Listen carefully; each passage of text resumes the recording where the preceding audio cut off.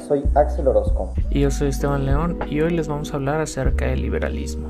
¿Y qué es el liberalismo? Esta es una práctica filosófica, política, económica y moral que defiende los derechos individuales, tales como la libertad de expresión y de prensa, la igualdad, ya sea racial o de género, prácticas económicas como el libre comercio y el capitalismo, y otras de índole más político como el secularismo, es decir, la separación Estado-Iglesia, el internacionalismo y la democracia. En términos más coloquiales, es dejar hacer a las personas lo que sea, ya sea en el ámbito económico o moral, entre otras.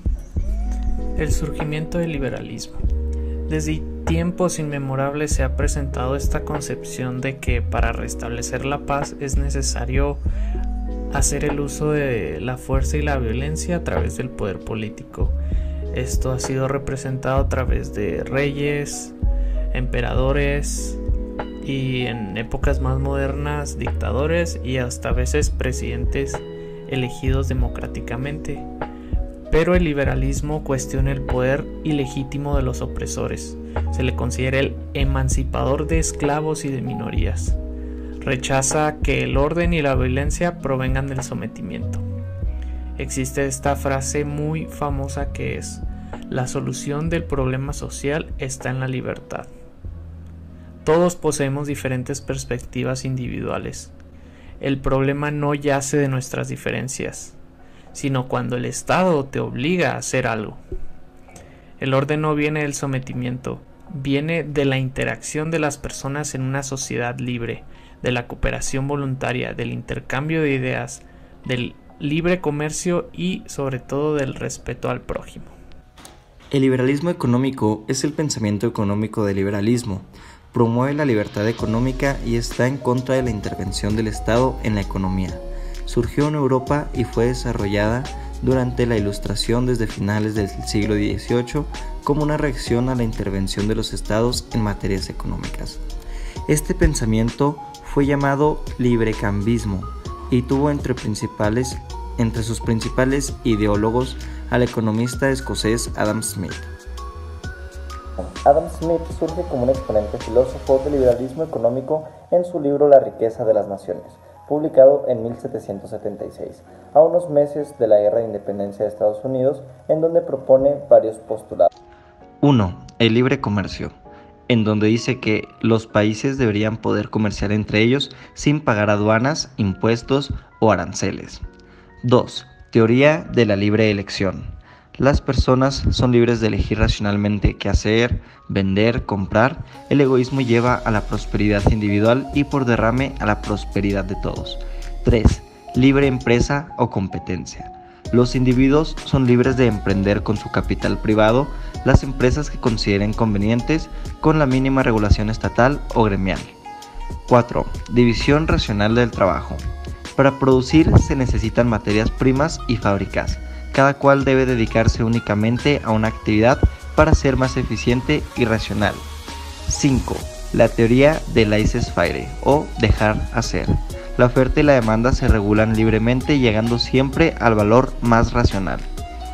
El 4 de julio de 1776, John Adams y Thomas Ferguson declaran la independencia de los Estados Unidos de América, convirtiéndose así en la primera nación americana en separarse del yugo europeo.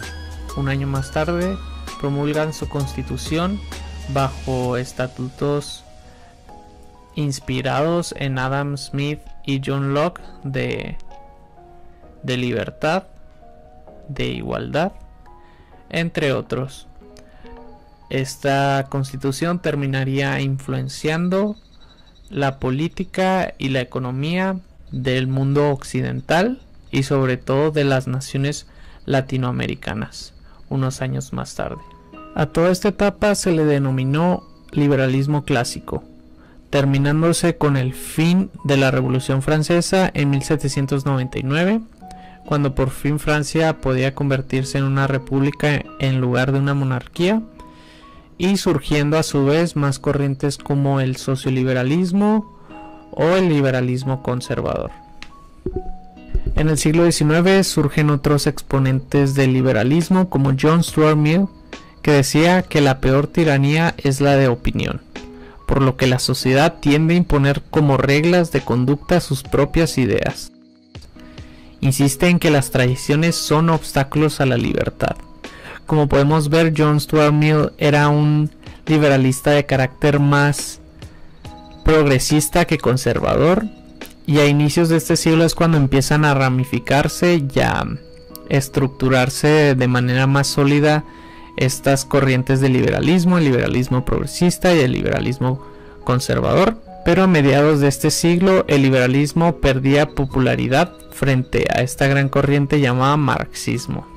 Con la propagación del marxismo y el establecimiento de la Unión de Repúblicas Socialistas Soviéticas, mejor conocida como la URSS, tras la Revolución Rusa, podemos ver cómo se establecen más los ideales marxistas y comienza a influenciar otras naciones en el mundo occidental y sobre todo en el mundo oriental, contraponiéndose esta idea al liberalismo y generando una discordancia y una enemistad enorme entre doctrinas.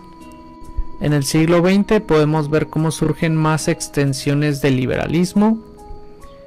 Sin embargo, todas estas ideologías comparten lo mismo: la defensa de las libertades contra las ideas del presente y futuro que las quieren conquistar. Gracias.